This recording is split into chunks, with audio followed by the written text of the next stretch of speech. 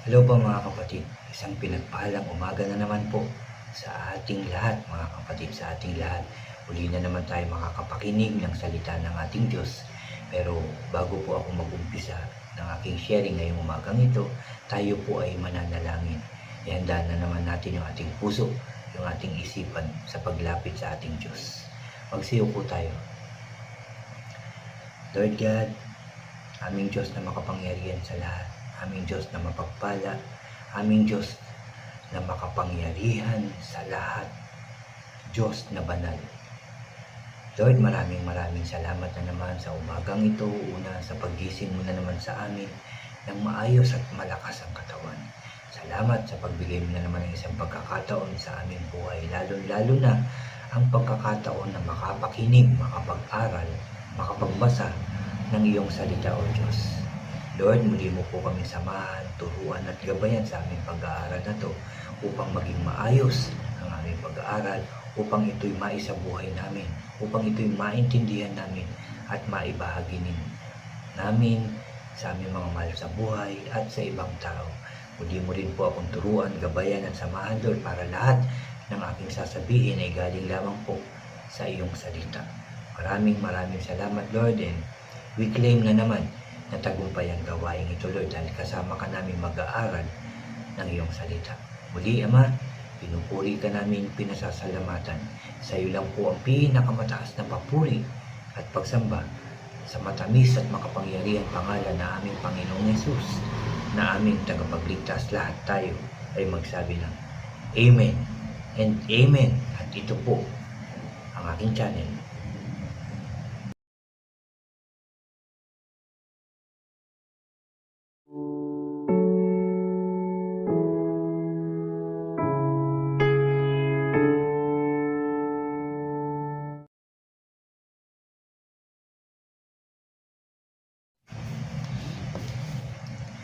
Hello po ulit mga kapatid, ulitin ko lang, isang pinagpalang umaga po sa ating lahat, mga kapatid, sa ating lahat.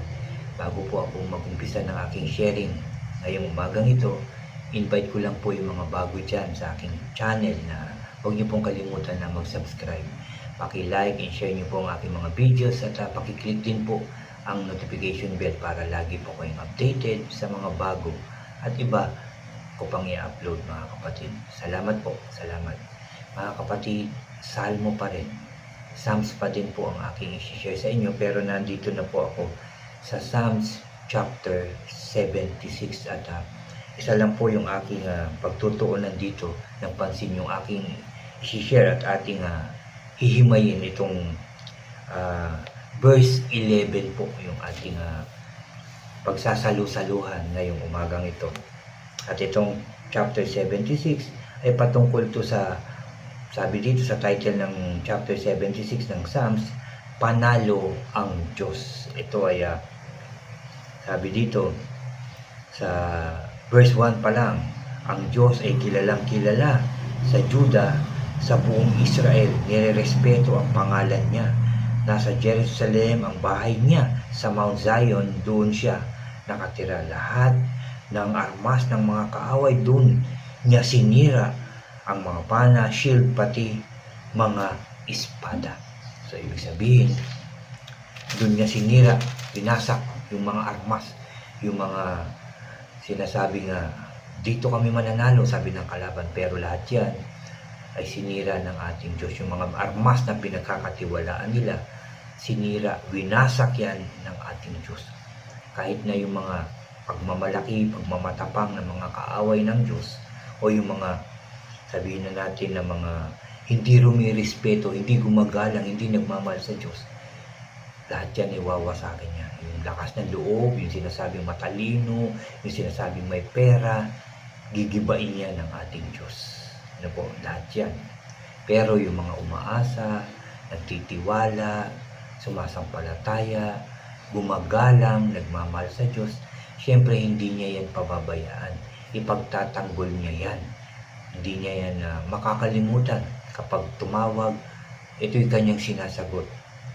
Tinutugon ng Diyos yung panalangin ng mga taong yung puso ay handang magtiwala sa ating Diyos. Ang salita ng Diyos ang pinangahawakan, Talagang pagka may suliranin, may problema sa buhay, Diyos kagad ang nilalapitan. Dahil umaasa sila, nagtitiwala sila sa Diyos na sila ay tutulungan, gagabayan at poproteksyonan ng ating Diyos.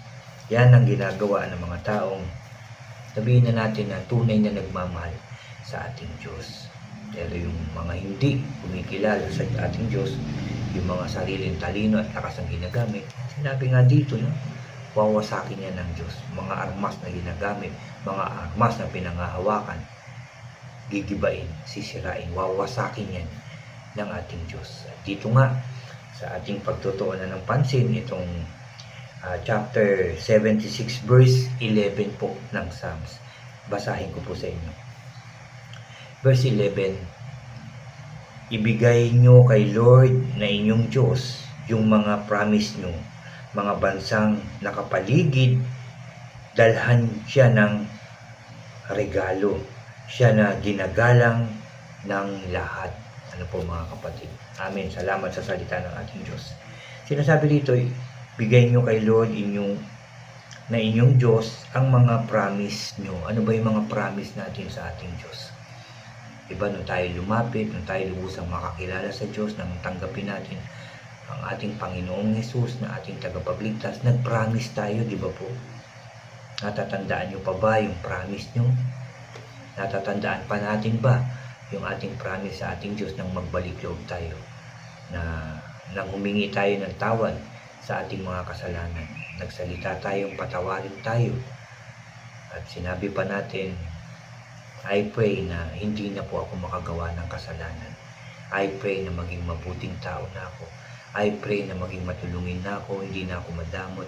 I pray na maging mapagmahal na ako, mapagpatawad, mapagkumbaba. Ano pa ang inyong mga pinangako? Ano pa yung mga nasambit natin sa ating Diyos na hindi niya yan nakakalimutan? Kaya nga sabi dito, ibigay nyo kay Lord na inyong Diyos yung mga promise nyo. Diba nag-promise tayo? Ano ba yung mga naging promise nyo sa ating Diyos? Binigay nyo ba yan? Pinanghawakan nyo ba yan? Hindi nyo ba yan nakalimutan? At patuloy ba natin itong ginagawa? Itong mga promise natin sa ating Diyos? Ako, tatandaan ko nang una ako mag-share ng Word of God dito sa YouTube, ay nag-promise ako at humingi ako ng tulong, ng gabay, ng protection, ng sipag sa ating Diyos na maipagpatuloy ko to. Maipagpatuloy ko, sabi ko pa nga, sa loob ng 1 linggo, kahit 3 beses lang, kada linggo yung aking pag-share, or 5 beses.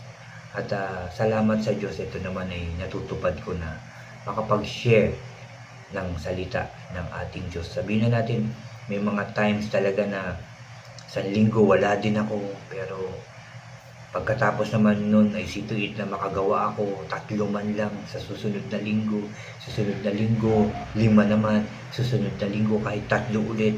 Basta ma-continuous itong pag-share. Yun ang hinihingi ko talaga sa ating Diyos at nakakapagbahagi naman po ako ng salita ng ating Diyos. Yun nga, pinapanalangin ko din na hindi na makagawa ng kasalanan, na turuan ako ng Diyos na maging mabuting tao dahil hindi ko kayang gawin yun nang ako lang mag-isa.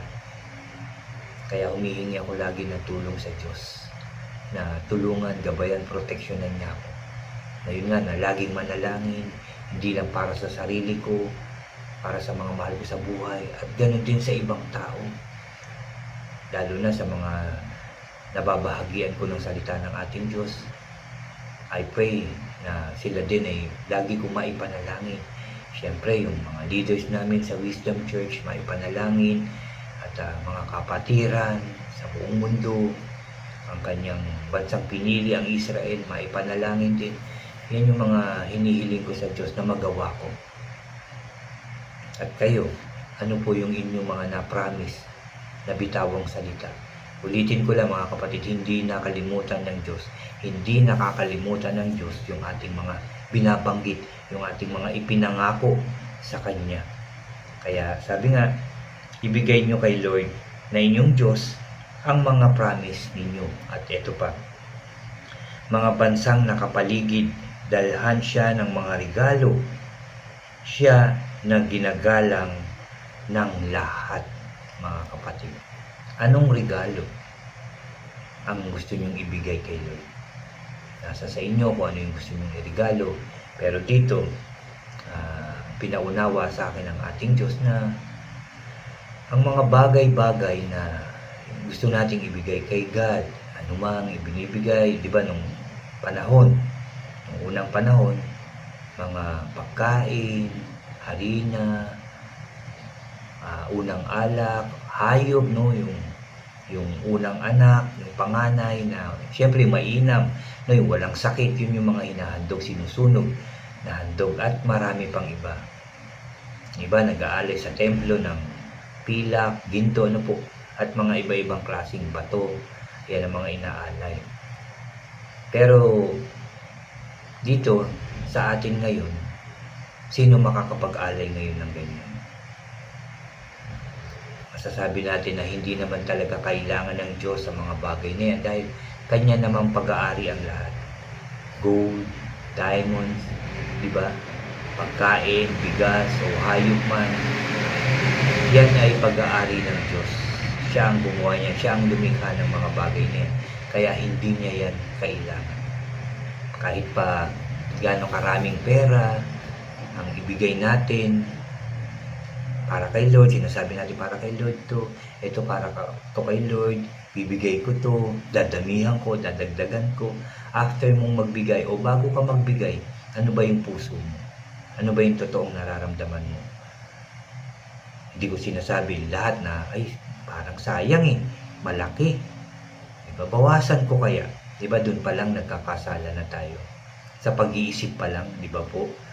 Tapos ako, sige na nga, hayaan mo na ibigay para malaman ng simbahan na malaking binigay ko. Di ba? Doon pa lang nagkakasala na tayo. Napipilitan. Di ba po? Or meron naman na nagbibigay ka nga. Sabihin na natin, sige, nagtatides ka, tama. Nagbibigay ka ng first fruit, tama. Di ba? Okay pa din. After nun, o bago yun, ano po yung ating ugali? Ano ba yung buhay natin? Talaga bang maayos yung buhay natin? Hindi na tayo nakakapag-isip ng masama, nakakapagsalita ng masama? Hindi ba tayo nang huhusga? Hindi ba tayo nanlalait ng kapwa? Hindi ba tayo nagsisinungaling? Di ba? Bigay ka ng bigay. Kung yung mga ugaling yun ay nasa sayo pa rin, patuloy ka pa rin nagkakasala. And I believe, hindi yan tatanggapin ng ating Diyos. Dahil ang pusang pagbibigay at galing sa puso ang tinatanggap ng ating Diyos. Di ba po? Tapos pansin ka pa ng pansin ng iba. Hindi mo pansinin yung sarili mo. Kung tama ba yung ginagawa mo kay God, sila, uy, nagbigay ako, dapat ikaw maging mabuting tao ka. Ganyan tayo ba magsalita? Ikaw ba talagang mabuting tao ka? Di ba po? Siguro, mas okay na rin yung magbibigay kay Lord na galing talaga sa puso. Na hindi nagdalawang isip. Di ba po? Yun po siguro. Hindi yung halos, di ba? Sabihin na natin, binigay mo na nga lahat. Pero ang sama pa rin ang ugali natin. Patuloy pa rin tayo nagkakasala. At uulitin ko, patuloy pa rin hindi tatanggapin yan ng ating Diyos. Mabuti nang gumawa talaga tayo ng mabuti. Sumunod sa mga utos at tuntunin ng Diyos. Diba? Magmahal, magpatawad, magpakumbaba. Talagang umiwas sa kasalanan. Alam ko, yan ang tinitingnan ng Diyos. Yung puso natin. Hindi yung kung ano-anong mga binibigay lang natin. Pero ang ugali ay hindi nababago. Hindi sumusunod sa Diyos. Hindi palaging nananalangin. Nagbigay naman ako, okay na yan. Saved na ako. Uy, mag-pray ka muna. Okay na yan, alam na ni God yan. Hindi po, di ba? Dapat patuloy pa rin ang pagpapasalamat, pagpupuri sa ating Diyos, panalangin ng ating mga mahal sa buhay, ang ating kapwa, ipanalangin pa rin patuloy. Patuloy na umiwas sa masama, sa kasalanan. Patuloy na sundin ang mga utos at tuntunin ng ating Diyos. Patuloy na maghayag ng salita ng ating Diyos. Patuloy na humingkayat sa mga taong magbalik loob. Patuloy na magdala ng mga bagong kaluluwa para sa paanan ng ating Diyos. patuloy na mag-asam na maraming mabago ang buhay sa pamamagitan ng pagtanggap sa Panginoong Hesus. Maraming buhay, maraming kaluluwa ang asamin natin na mapatawad sa mga kasalanan. Maraming magsisi. Yan po yung asamin natin, yan po yung gawin natin. Ipanalangin natin at sigurado kung malulugod ang ating Diyos pag yan ang ginawa natin. At tapos yun nga, magbibigay ka pa ng tama na nanggagaling sa ating puso. Sigurado kung malulugod sa atin ang ating Diyos. Yan po yung tinuturo sa atin ngayon. Yung regalo kasi na ibibigay natin yung kabutihan, yung pagmamahal sa ating Diyos, yung pagsunod sa ating Diyos, yung pagtanggap sa ating Panginoong Hesus. Yan po yung magandang maibibigay natin na regalo sa ating Diyos. Kagaya ko na dapat nagbibigay ng magandang oras, mainam na oras para sa gawain, para sa Diyos. At umiiwas nga sa kasalanan, palaging humihingi ng tawad. Kasi everyday, hindi natin masasabi, talagang minsan nakakapag-isip tayo ng hindi maganda, nakakapagsalita, nakakagawa. Dapat yan ay lagi natin hinihingi ng tawad sa ating Diyos. Di ba po? Hihingi rin natin ng tawad ang ating mga mahal sa buhay at ang ating kapwa. Hingi natin sila ng tawad sa ating Diyos. Lagi tayong lalapit sa ating Diyos. Magtitiwala, aasa sa Diyos lang at wala nang iba. Yan ang tinuturo sa atin. Yan ang gusto ng Diyos na gawin natin. Amen po ba? At yan po yung aking sharing ngayong umagang ito na lagi naman talagang panalo ang ating Diyos. Pero tayo yung natatalo, hindi ang Diyos.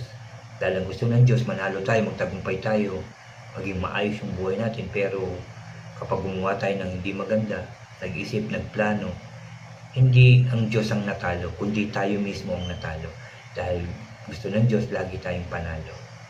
Kaya asamin din natin na lagi tayong panalo din sa paggawa ng kabutihan, sa pagsunod sa ating Diyos, para siguradong panalo siya at hindi niya tayo pababayaan. Gagabayan, poproteksyonan tayo ng ating Diyos dahil lagi sa pagmamahal ng ating Diyos sa atin. Hindi nagbabago, wagas ang pagmamahal ng ating Diyos. Ulitin ko lang, yan po yung aking sharing ngayong umagang ito. I pray na marami na naman tayong natutunan. At salamat sa ating Diyos sa pagkausap na naman niya sa atin, sa pagturo na naman niya sa atin na maging mabuting tao, na maging masunurin sa Kanya. Amen po. Salamat sa salita ng ating Diyos na ating napagsalusaluhan. Napakabuti ng Diyos sa atin. Ayaw niya magkamali tayo. Ayaw niya maligaw na naman tayo ng landas. Gusto niya matuwid at sumusunod sa kanyang dinadaanan. Tayo po ay muling mananalangin, ipagpapasalamat natin ang oras na tayo ay pinagsama-sama ng Diyos para makinig ng kanyang salita. Magsiyuko tayo. Aming Diyos na makapangyarihan sa lahat, muli kami nagpapasalamat sa inyo. Salamat sa aming mga narinig ngayong umagang ito. Salamat at muli mo kaming kinausap. Salamat at muli mo po kaming tinuruan na maging mabuting tao. Lord, maraming salamat, and I pray, Lord God, na ang promise nga po namin na maging mabuting tao, maging mapagmahal, mapagpatawad, mapagkumbaba, ay matupad namin, magawa namin. Sa tulong mo po aming Diyos. Maging matulungin kami na kahit kami pa'y nangangailangan.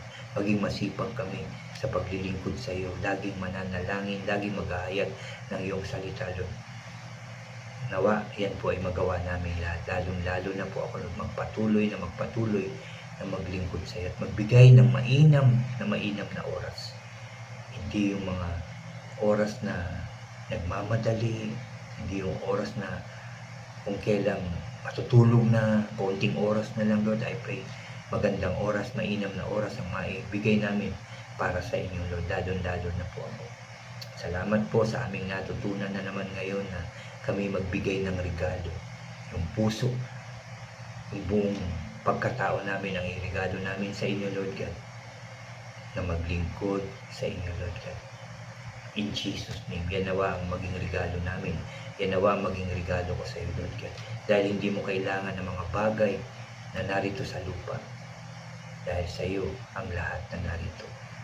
At sa kahit buhay namin, Lord, ay para sa iyo. Ikaw ang may-ari, O God.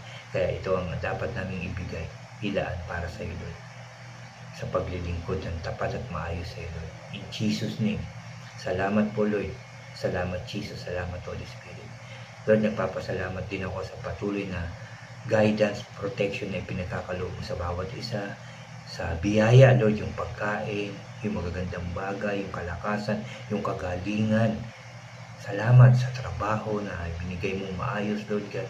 Salamat sa lahat. Dahil lahat ay galing sa inyo. Lahat ikaw ang nagbibigay sa amin, Lord God. Kahit na hindi namin hiningi, ito ay yung pinagkakaloob. Dahil yan sa iyong kabutihan. Dahil yan sa iyong tunay na pagmamahal sa aming lahat. And I pray na lahat ng tao magbalik loob na sa iyo, Lord God. In Jesus' name. In Jesus' name. Salamat po muli sa katagumpayan ng aming gawain ito, Lord. Salamat po, sinamahan mo na naman kami. Salamat po, tinuruan mo na naman kami. Salamat po, salamat po.